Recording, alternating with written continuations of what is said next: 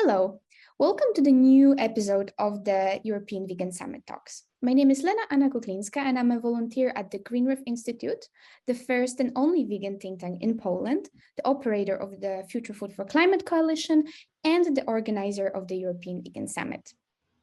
The summit is the very first event of this kind in Europe, and I dare say in the world. We bring people of different backgrounds to one stage and encourage them to find solutions for a safer, greener, and fairer future for us, humans, animals, and the planet. I am very happy to announce that the second edition of the European Vegan Summit will take place between the 19th and 21st of September 2023.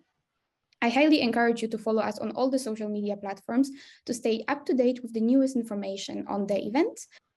Today, I will have the pleasure of interviewing Olivier Morice. Olivier is a public affairs officer at the L214. He was a guest of the first edition of the summit at the panel Mission, Courage, Strength, Listening to Activists. Welcome. Thank you for accepting my invitation. Thanks for having me.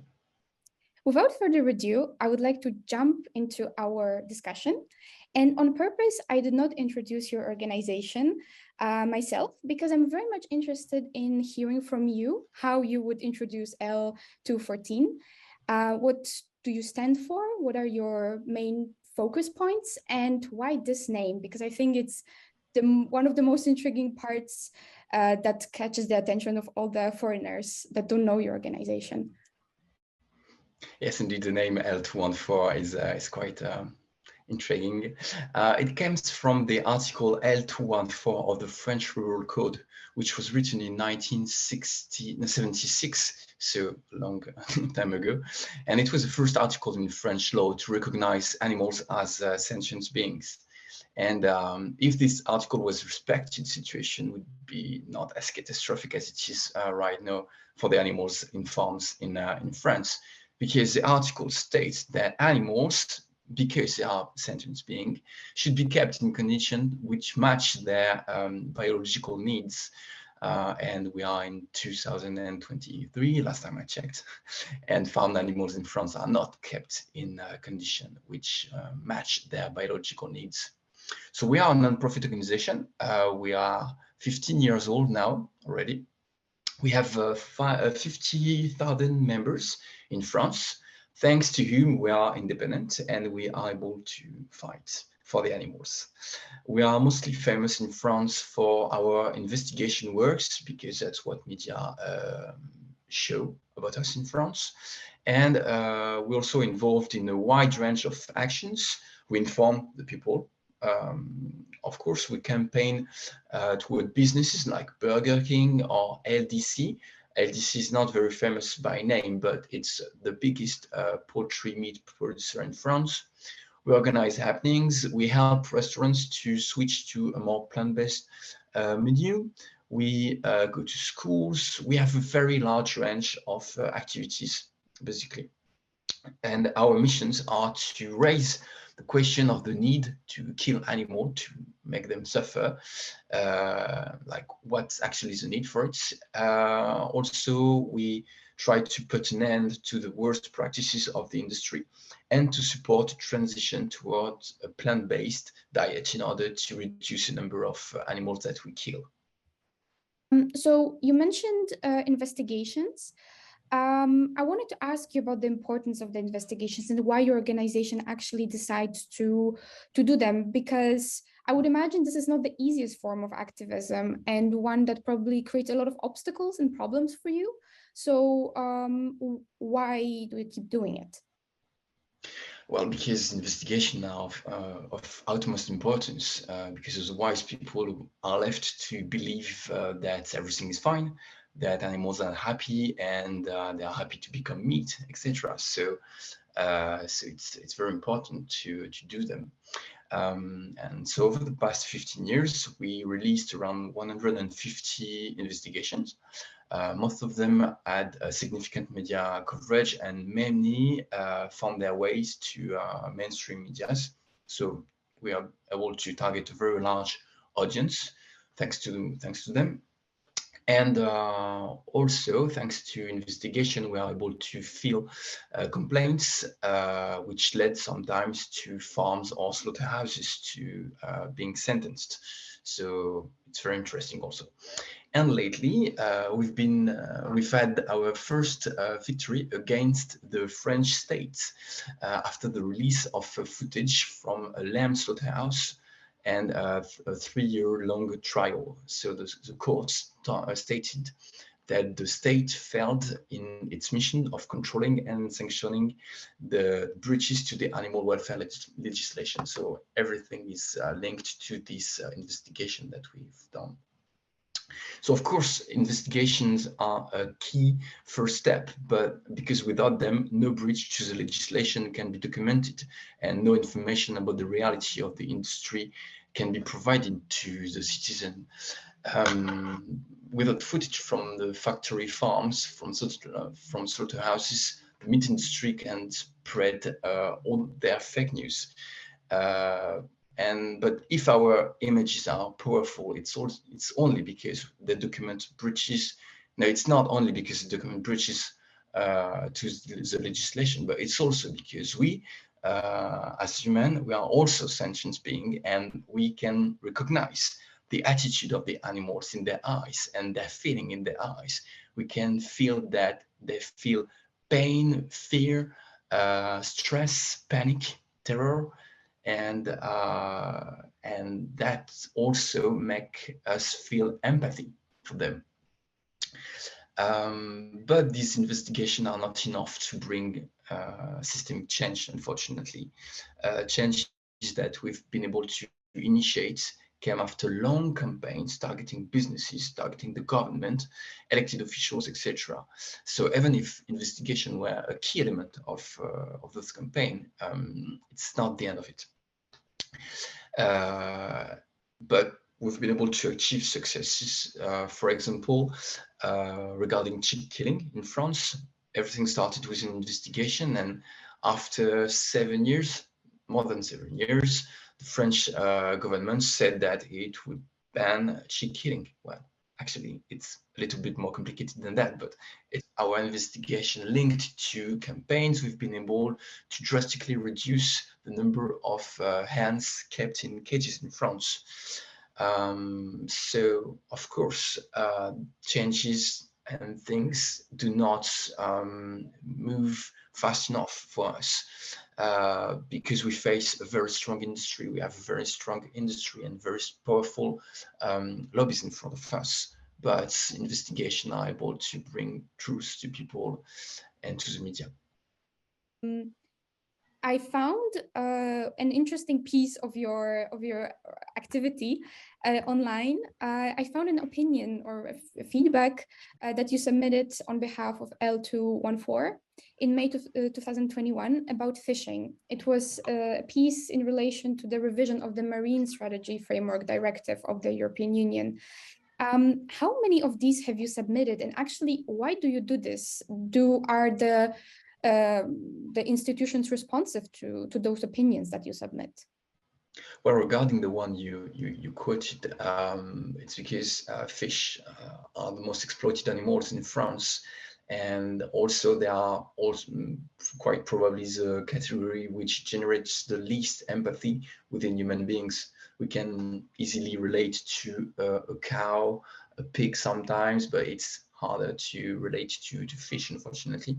So it's very important also to focus our work on them. It is estimated that in France, every day we kill 3 million of them, and around 1 billion per year. And 1 billion is just a rough assessment. So this is very important to participate whenever we can to bring attention on them. And yeah, contribution to consultation by the European Commission or the institutions in general are a good way to fight for the animals. And it's very important to contribute to this consultation.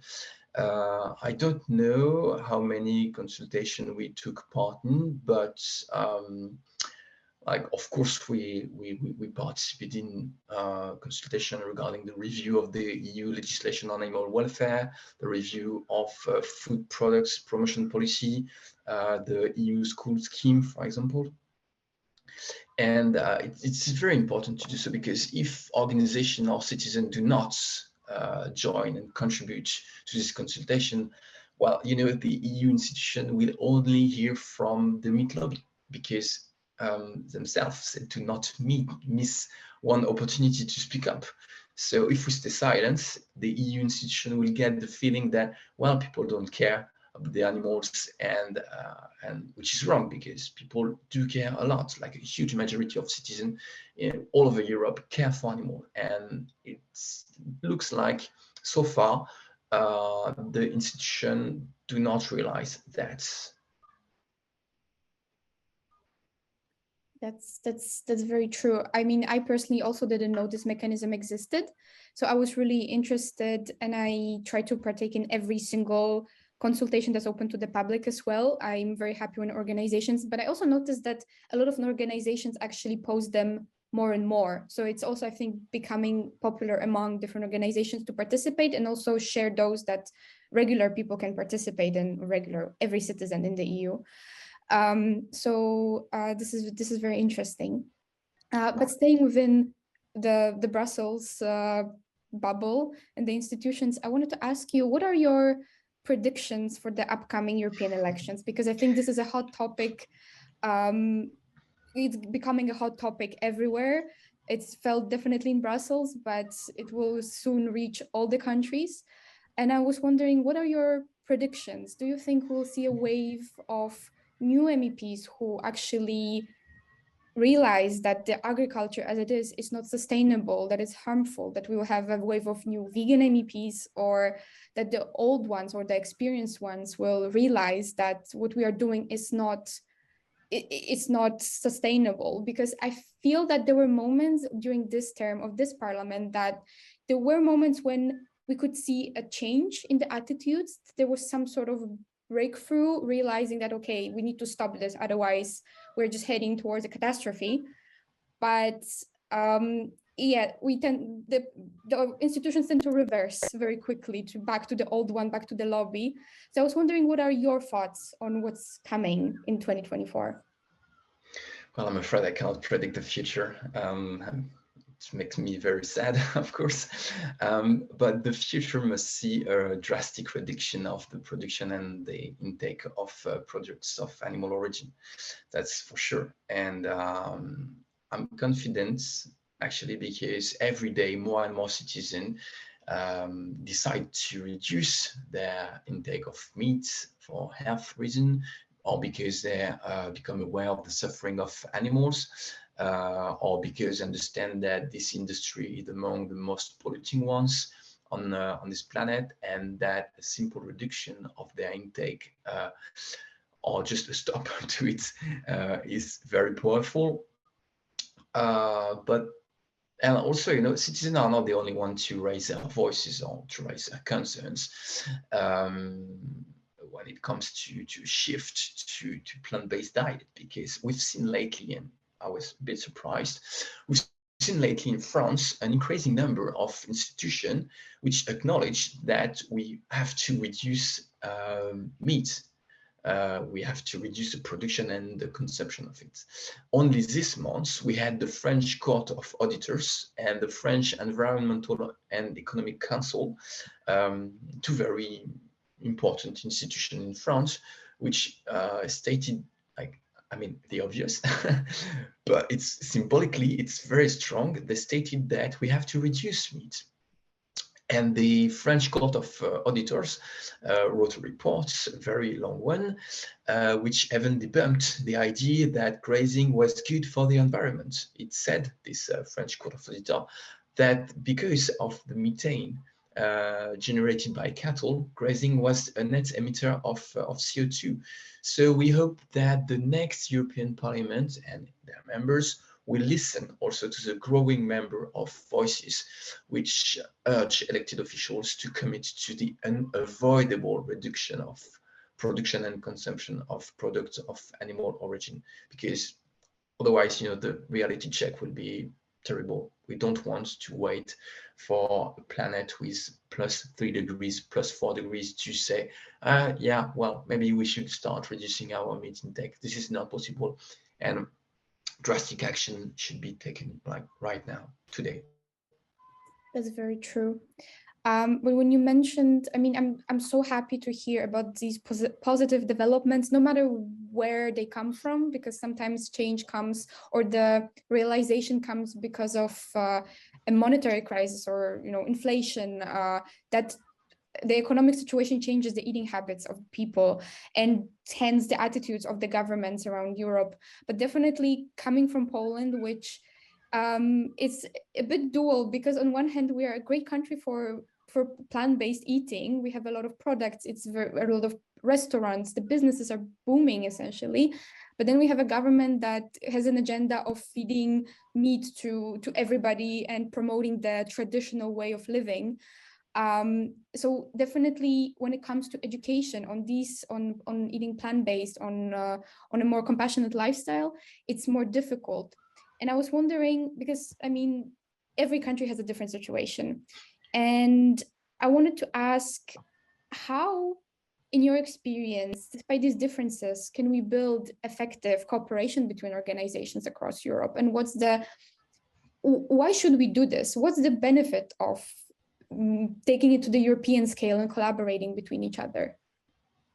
Well, actually, I believe that sometimes change can be built thanks to differences and not despite them. We've seen an example lately with the chick killing issue, like the fact that in France and in Germany we had prohibited this practice. Well, it created a situation of market distortion within the EU, and it led the European Commission to step up and think about extending this prohibition to the whole bloc. So that's interesting. And also, well, we have to see if this prohibition will be actually extended, because, well, it's not done yet. We've seen very interesting comments by the DG Santé. So it is promising, but we have to wait for the proposal itself. And also, we are happy to have different situation in other EU countries when it comes to foie gras, for example. Unfortunately, France is the first producer of foie gras in the world and in the EU, for that matter. And in France, we've had conflicted French scientists who said that force feeding was okay. So because we had different situation and different opinions from abroad, we've been able to say that no, actually, it's not okay to force feed animals, and that gavage, as we call it, force feeding, is a very serious animal welfare issue. So it is very good that we've got 22 countries in the EU who think otherwise, even though apparently it is not enough to get a ban in France so far. So differences can be used to make progress also, but I believe that in order to achieve positive change in the EU, we must also build a massive and solid pressure to target elected officials and decision makers. And these people must understand that voting against the interest of animals will carry a heavy political cost for them. And that I think that building such a pressure is totally within our reach, because we have so many people that care for the animals.